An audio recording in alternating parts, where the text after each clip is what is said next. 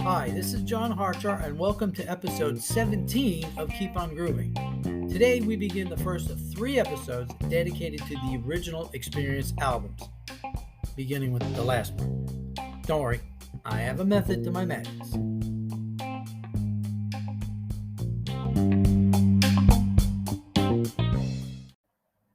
Episode 17, mixing it up with the Jimi Hendrix Experience Part 3, Electric Ladyland. I know, Part 3.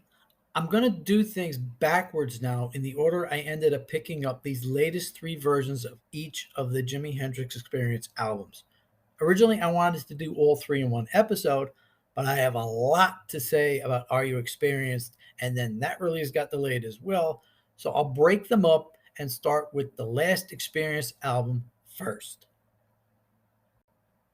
Electric Ladyland 5.1. Electric Ladyland was the third and final new release from the Jimi Hendrix Experience. And on most of the tracks, it's not actually the Experience as they appeared on the previous 2 albums. As I've talked about earlier, Noel Redding was having a lot of problems with the way Jimi was choosing to work, or not work. At this point in his life, Jimi viewed it as kind of a party situation. He wanted to have his friends come in and see how things were done, and in some cases have a jam. There would be so many people in the studio at times it was hard to actually get anything done. On the other hand, when Jimi got to work, he was somewhat of a perfectionist, wanting to do things over and over until he thought they sounded right. Noel didn't really like hanging out in the studio, being more of Chaz Chandler's mindset of, we made the Animals in House of the Rising Sun in 20 minutes and it hit number 1. So Jimi began to work with outside people, or ended up doing a lot of it by himself. What I'll do first for each of the 3 or 4 original albums is talk about the sessions and try to see how they progressed and briefly touch on what was done there. It would have been better if the 50th anniversary box had been done in this fashion, and it does look like a future box will take this approach, but we'll do it on our own for now.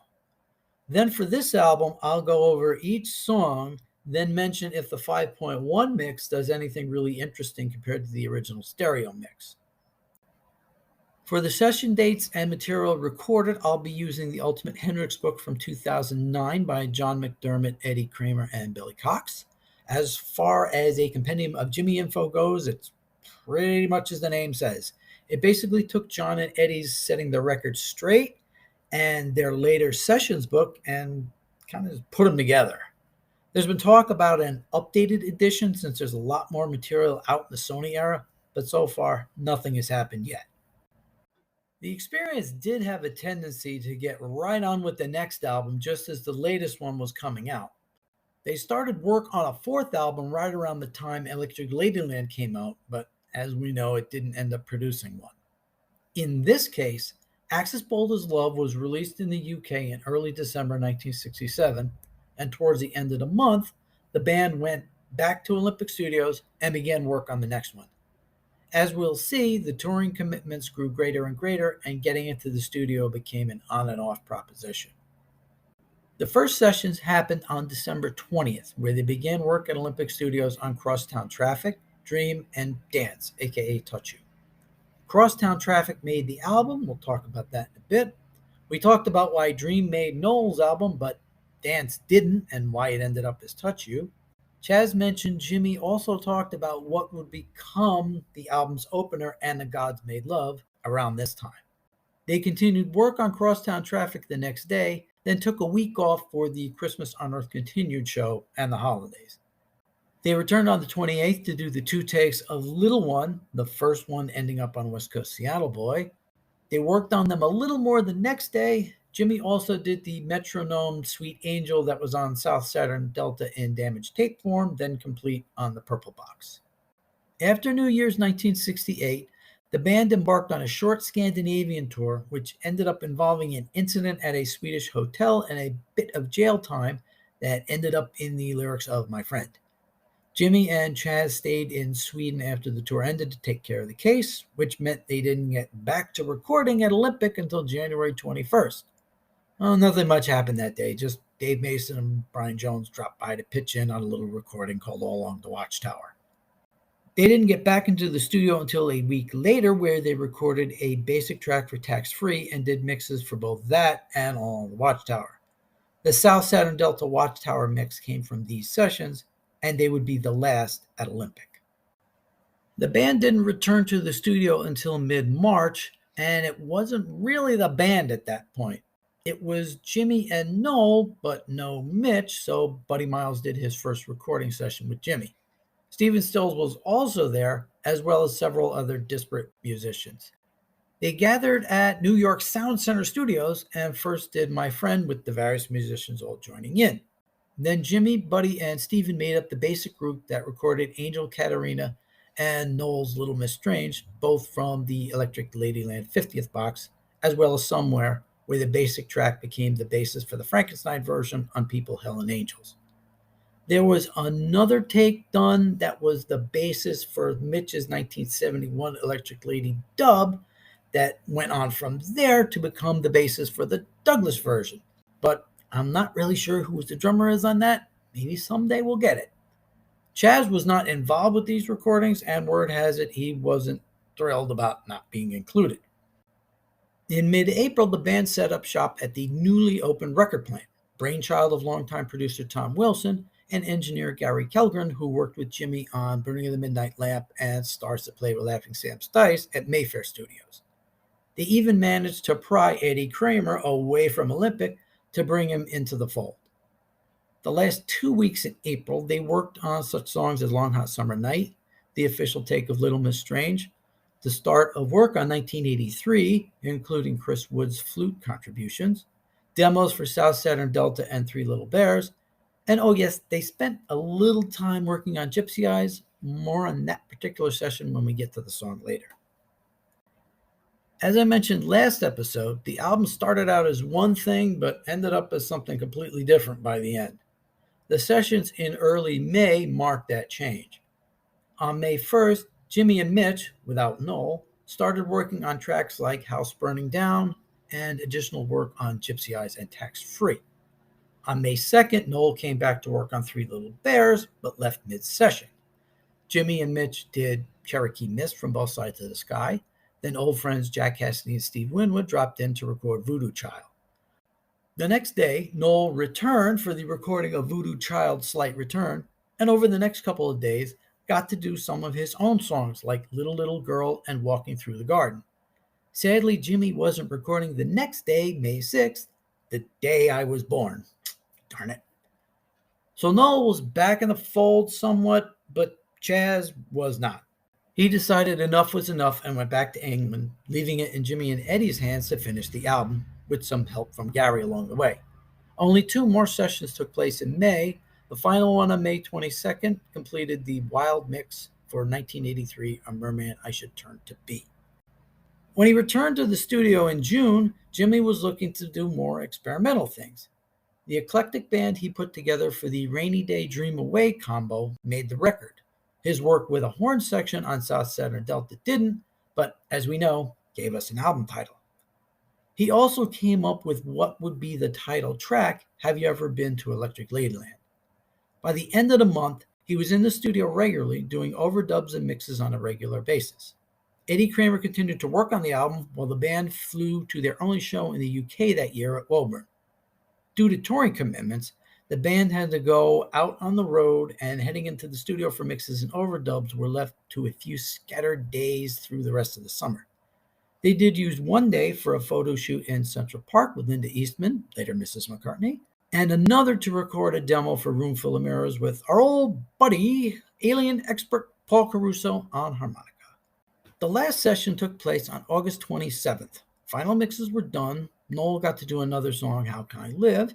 And Jimmy decided to do one more song for the album, a cover of the old Earl King number, Come On.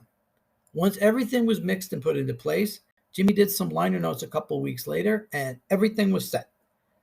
Well, as usual, not exactly. Jimi had wanted to use one of the Central Park photos as the cover. Reprise decided against it, using a sort of flaming image of Jimmy's head for one cover and a picture of the band with the title and songs on it for the other. Track, on the other hand, decided to do something else. They went for something a little more literal.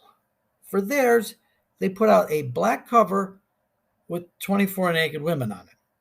You don't see anything below the waist, but you certainly see above it. Jimmy wasn't thrilled with how it was done. Some of the printings make the women look like they're in like a funhouse mirror. Not exactly what they were going for. Okay, now with all of that out of the way, let's look into the songs that made the album. Electric Ladyland opens up with And the Gods Made Love, more of a sound collage than an actual song. It was done pretty late in the sessions, toward the end of June, though it was conceived as far back as the sessions at Olympic. As I mentioned last episode, at one point this was named At Last the Beginning, which I kind of prefer. It's a little funnier.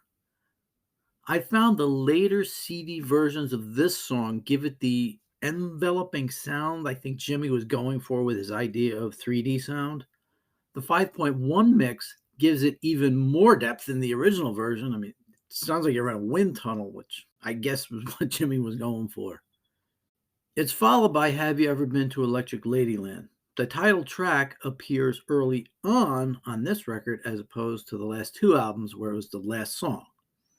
Jimmy played guitar and bass on the track while Mitch was behind the drum kit as usual. It was recorded in June 1968 after an earlier demo, the one from Loose Ends and the Purple Box.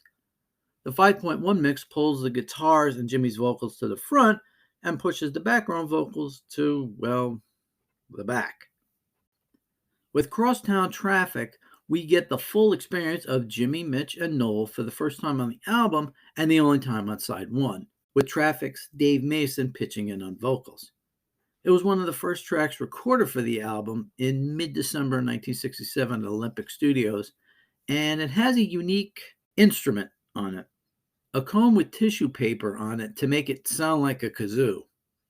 At under 2.5 minutes, it's the perfect length for a single, yet it didn't crack the top 40 in the US and barely made it in the UK. This one was a little limited as far as what they could do separation-wise, since it was originally just a 4-track recording from Olympic. That meant some of the instruments are stuck on a track together and you can't really separate them. So the 5.1 was a little here. There's some floating around sounds, but not really more than the original stereo recording. The side ends with Voodoo Child. This track was sort of the audio representation of everything Noel didn't like about the recording of this album. There are people cheering as the band is playing, making it sound like they're ruining the record. In reality, these were all overdubs, but not surprisingly, Noel doesn't play bass on this. Jefferson Airplane's Jack Cassidy does the honors here. And pitching in on organ is another member of Traffic, the multi-instrumental, multi-talented Steve Winwood. Each of the last two albums had long tracks that ran in the 6 to 7 minute range. This psychedelic epic runs a full 14 minutes, with an extra minute tacked on to the end for cheering. The interplay between Jimmy and Steve is one of the great moments in rock, two amazing musicians just playing off one another. Killer. The 5.1 mix puts each instrument on its own so you can hear it like you're in the room with them. Jimmy's off to the right, Stevie's on the left, Mitch and Jack in the middle. Little Miss Strange starts side 2. Now Noel's definitely on this one. Like Axis, he gets a song of his own on side 2. This time he does vocals as well as bass and acoustic guitar, while Jimmy contributes tasteful leads throughout. On the 5.1 mix, it's weird having Jimmy play 3 sides all at once. It's like the acoustic guitar is in one place, but the electrics are all over the place. Next is Long Hot Summer Night, another track with Jimmy taking over bass duties and another multi-talented performer guesting, in this case, past Like a Rolling Stone organist, then current Blood, Sweat, and Tears founder, and future Lynyrd Skynyrd producer Al Kooper on piano. On the 5.1, Jimmy's background vocals float around quite a bit, but Al's piano gets pushed to the back a little too much in my opinion. Now, for some reason, with all the material Jimi had recorded for the album, he felt they needed one more track. So he pulled out This Old Chestnut by Earl King, Come On Part 1, and had the band record it in late August 1968. They basically knocked it out in a day. Noel must have loved it.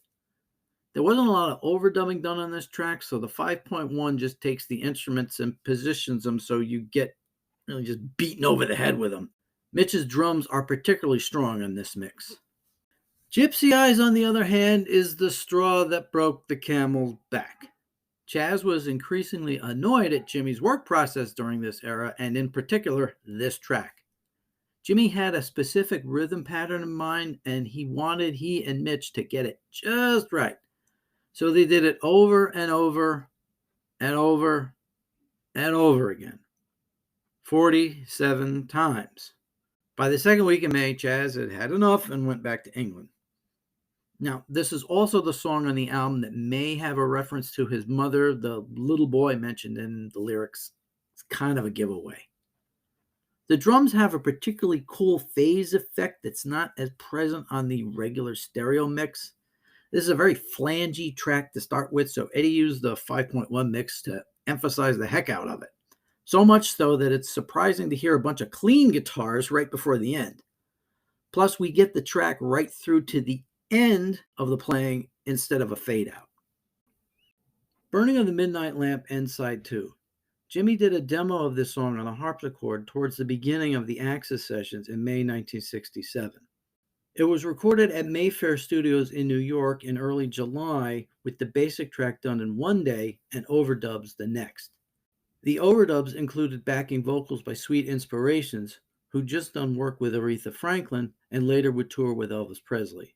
It was released as a single in the UK in late August, with another song recorded at Mayfair, The Stars That Play with Laughing Sam's Dice, as a B-side. Neither song appeared on Axis, and the single peaked at a somewhat disappointing number 18. The two songs appeared on the singles collection Smash Hits that came out in the UK in April 1968, but I guess Jimi wanted it to have even more exposure. So the song, which was originally mono on the single, was remixed into stereo and put on the end of side 2. Ultimate Hendrix doesn't have anything noting when Jimi made the decision to add the song to the album or when he decided to do the stereo mix. Since it was done at Mayfair Studios as an 8-track recording, there's more to play with compared to Crosstown Traffic. The 5.1 moves the harpsichord to the back, moves the wah guitar off to the right, and moves Sweet Inspirations in and out like angels, like kind of like at the end of Raiders there, before they get all weird. The first verse, they're up in front. In the second, they're towards the back. There's also a cool phase effect right as the bridge winds down, and then towards the end, it's like a rocket going by. Plus, there's a little extra pass at the fade out. It still shows the limits of the recording. It's pretty bassy, which is why they probably added all the extra stuff. Album 2 begins with Rainy Day Dream Away. This track, and one just like it later, are among the most unique in the Hendrix catalog. It features the first appearance of drummer Buddy Miles on a Hendrix album and is a song written after recording of the album had already started. In mid-May 1968, the Experience went down to Florida to play at the Miami Pop Festival. They played a couple of sets on Saturday, but the following day was rained out. Surprised it wasn't at 4 o'clock as usual. As Jimi sat around watching the rain, he ended up scribbling down the lyrics. In mid-June, he brought together Miles, organist Mike Finnegan, saxophone player Freddie Smith, and Larry Fawcett on congas. After a couple minutes of talking and smoking, with a shuffle playing behind them, the song kicks in. Then as it really gets going, it fades down. But don't worry, we'll hear the last part soon enough. As opposed to Voodoo Child, Jimmy's off to the left while Mike Finnegan and the organ are off to the right. Freddie's sax is over by Jimi, and Buddy and the congas are situated in the middle. Jimmy's conversation with himself is on either side, but the song's main vocals are right in the middle. Next is 1983, A Merman I Should Turn to Be. This song right here is the one that takes Electric Ladyland from a cool pop rock album to another level entirely and took Jimi from guitarist songwriter to artist. It began life a few months earlier as Angel Katerina, who some thought was a dedication to girlfriend Kathy Etchingham, but it turned out there's an actual Katerina out there who knew Jimi right around this time and ended up being immortalized in this song.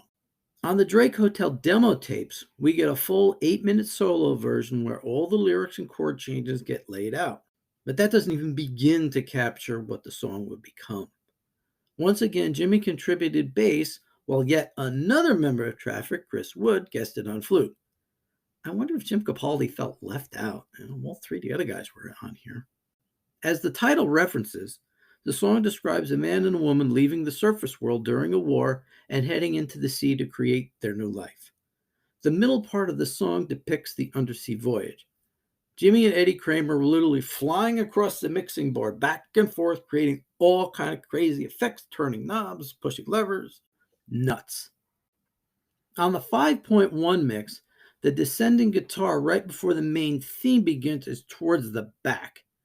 Jimi's vocals have a distinctively different sound than the original stereo mix. It's been lifted out of the middle there and acts as a separate instrument and is given a whole new treatment, new echoes, new pannings from side to side and slowdowns. Eddie Kramer couldn't recreate the track precisely because, well, do you remember exactly what you did 50 years ago? So he essentially ended up making a new creation out of the original that, as Jimi would often say, it does its own thing. You hear different pieces come to the forefront, others move in and out. It's a brand new, what word am I going to say? Experience. The side ends with Moon Turned the Tides Gently, Gently Away. Some CDs had this as the second half of 1983, but in reality, it's the little 1-minute sound poem as the song fades out. Think of it as the quieter version of And the Gods Made Love. The 5.1 really doesn't do anything too much. It's just a minute. Kind of just floats there. The final side kicks off with Still Raining, Still Dreaming. The full take of Rainy Day Dream Away runs around 7 minutes. Somewhere along the way, Jimi decided to take the part where the band heads into a jam and would move it to the beginning of side 4. Hence the creation of Still Raining, Still Dreaming, which is the line he says as the song is winding down. This part of the song made the essential Jimi Hendrix compilation and clearly served as an inspiration for Say What, the opening song on Stevie Ray Vaughan's third album, Soul to Soul. I go so far as to actually call it Keep on Raining, Keep on Dreaming. The 5.1 mix emphasizes a different set of Jimi's vocals towards the end. The background vocals on the original are in the front, and the main vocal is towards the back, so you get a different melody harmony mix there. Next is House Burning Down, probably the most overtly political song Jimi did, at least up until Machine Gun. It's a commentary on the Watts riots in LA. It even ends with what sounds like a house burning down and possibly the roar of a Black Panther, and not the Wakanda Forever kind. The song is another where Jimi assumes bass responsibilities. The fade guitar at the song's open jets back and forth on the 5.1. It's like very, very cool. I've come to view sides 3 and 4 as sort of a concept album. Jimi has a rainy day dream away to the undersea world of 1983. He's still dreaming away when suddenly there's something that jars him out of his dream. He sees all the devastation of what's burning down and then wonders if there's some kind of way out of there, which leads to, All Along the Watchtower. Hendrix's love of Bob Dylan was apparent early on when he was hanging in Harlem with girlfriend Fane Pridgeon, and he'd be listening to his early albums trying to get her to listen to the words. This session in January 1968 represented the first real strains in the Experience's relationship. The three began to work on the song with Traffic's Dave Mason on acoustic guitar and Brian Jones on various bits of percussion. After numerous takes, Noel left the sessions and Mason took over on bass. The final bass part on the album and single was overdubbed by Jimi himself later on, along with loads and loads of guitar overdubs. It may have seemed to be way overboard, but the final results couldn't be questioned. It became Jimmy's only top 20 song on the Billboard charts, landing right at number 20, and was so influential, Dylan uses Jimmy's arrangement to this day. That's about as high as a tribute you're going to get.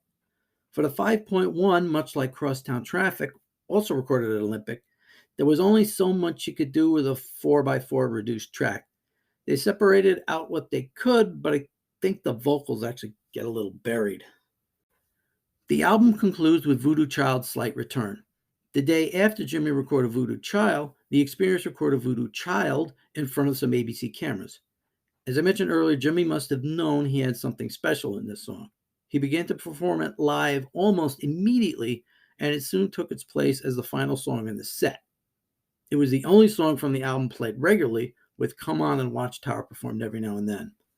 The iconic wah-wah opening, the thundering guitars, it's just one of rock's all-time great masterpieces that, frankly, as far as I'm concerned, doesn't get as much airplay as it should. They kept it mostly the same for the 5.1, but we get a little extra with an initial hi-hat hit from Mitch at the beginning of the song.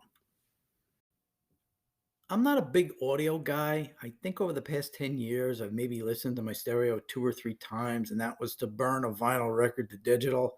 And as I've mentioned many times, my record player really doesn't work. So I have to defer to others regarding detailed sound quality.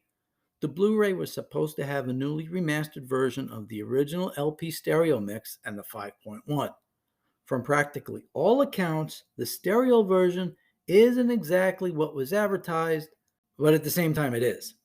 It said it was uncompressed, but just about everyone who's run it through an audio program has found compression on every track.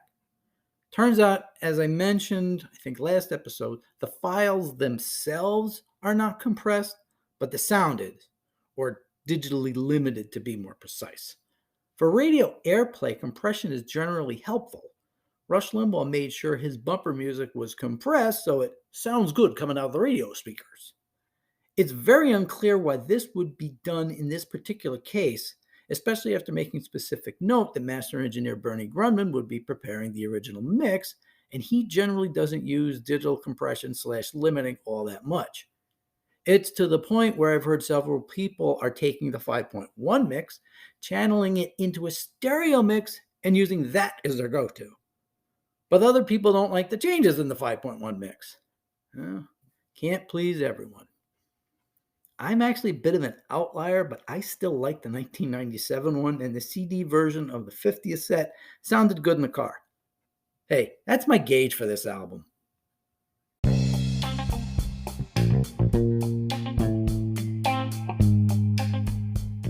Next time, we go over the second album by the Jimi Hendrix Experience, Axis Bold as Love.